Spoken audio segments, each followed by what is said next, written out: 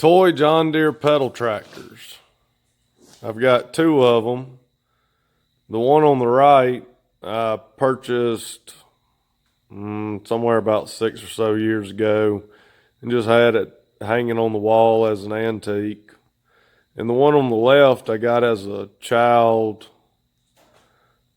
My parents purchased it, and I remember riding it as a child before the age of 4. They're quite different tractors. The pedals are different. We'll have to figure out all the year models and stuff, but the engines are so different, and the moldings are very different. I'm sure they're both the Ertl or ERTL, however you say that. This one doesn't look like it's turbocharged. This one looks like turbocharged. This one looks like a 4430 to me, or something like that. It's got that manifold. We're going to put them both together. We're going to try to get this one going first, running good, nice and smooth. Let's go around to the other side of them. You can see this one here's got the headlights in it. That one there didn't.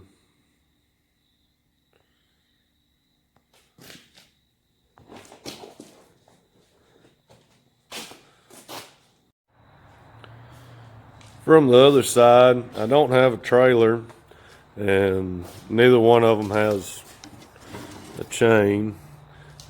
And this one, the reason why I'm going to use it more is I'm going to save all the parts, but it's got a bent axle. I seen where you can buy a metal one of those, like a steel one, but the actual axle shaft's bent, and this guy here is bent. Neither one of them have a chain. Here's the engine style in there. I can't believe on the John Deere it doesn't have like little rubber pieces right there to dry rot on you on the fuel line or something. Yeah, these look a little more dry rotted. But I think they're really cool. I plan on getting this one put together. I haven't decided if we're going to paint them, simply because I'm not sure if my son wants it painted. He's already seen them, or he's already seen that one. But I'd love to paint it. And it's got a nameplate there. We'll investigate it later. Sure, it says Waterloo or something. And this one's got, so this one says model number 520, Ertl or whatever, ERTL company, made in USA somewhere in India, Idaho or something. And that one says model number 520. They're so blatantly different. That one says Iowa. And that one says Iowa. But I mean, it looks like completely different tooling. Or dies or stamps. I mean, they must have had an A line and a B line and was, yeah, I guess. I don't know. And, but this should be fun.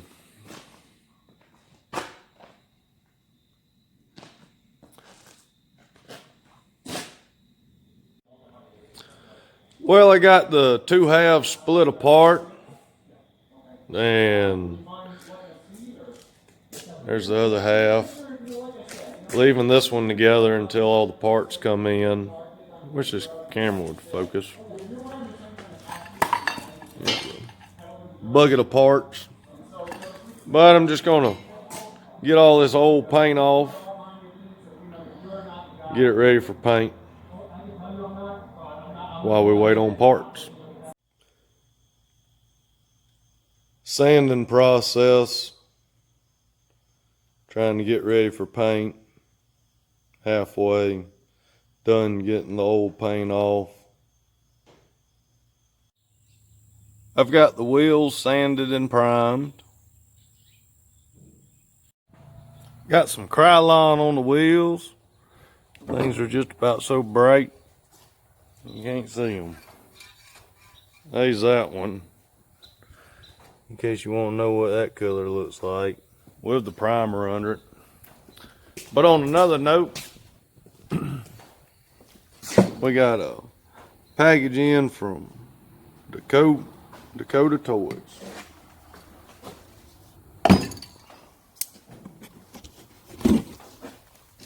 Let's see what we got here.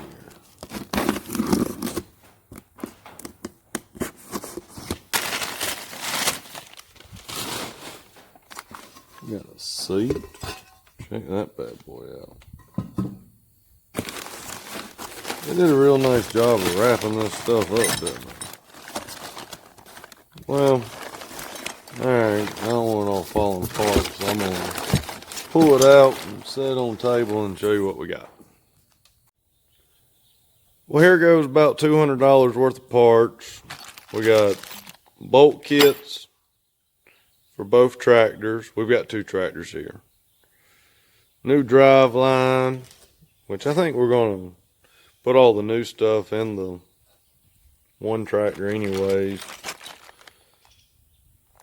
Got a bunch of all these bushings and whatever you call all them.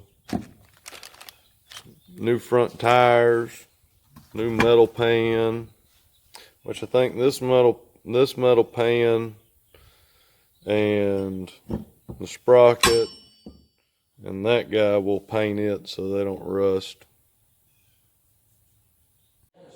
So we got most of the pieces all sanded down. I'm going to start putting it back together so I think it would be better to sand and the paint and all mostly put together with all the bolts and everything in it. I just had to make sure I got this part on camera. I'll double check everything in just a second, but putting the 2 halves of the tractor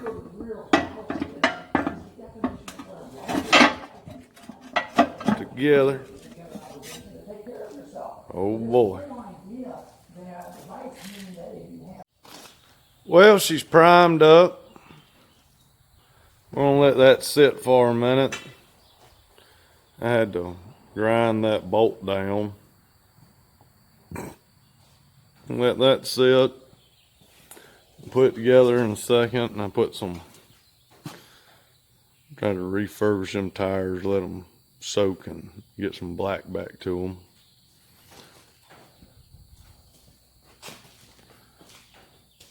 Still got to put the chain in. Had to leave these guys loose so I could paint behind them. So I got to put the chain in, paint it green, and then start putting tires and stuff like that on. Got the green paint on, got the front tires on. Just taking it step by step, little bit by little bit. Paint turned out fairly all right. I don't particularly see anything wrong with it, and I'm not gonna sand it and all that crazy stuff.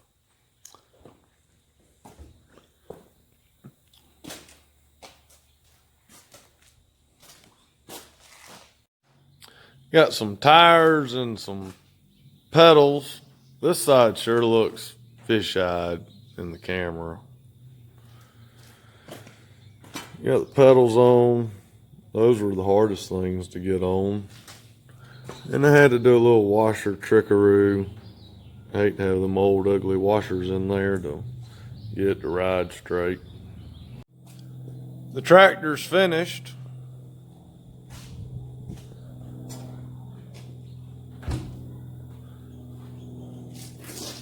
I probably wish I would have put some extra grease on the chain before covering it up. And in my nut and bolt kit, it did not come with like the little screws that were in there, so I put some little short self-tappers. I didn't put them in those rear two.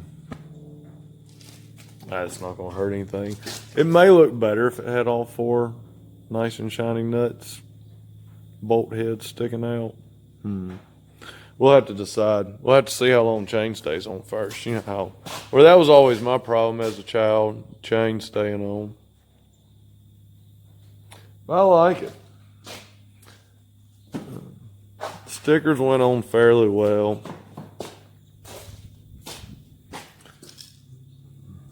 I mean, I'm sure they could always be just a little bit straighter.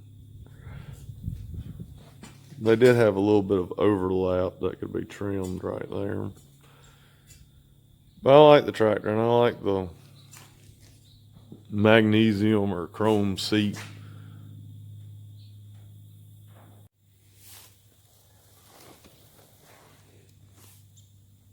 Man, that's a cool tractor. Check the shade side.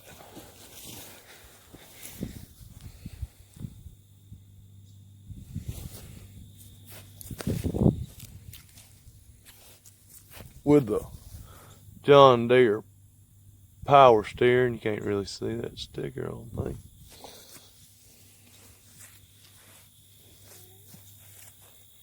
I like it.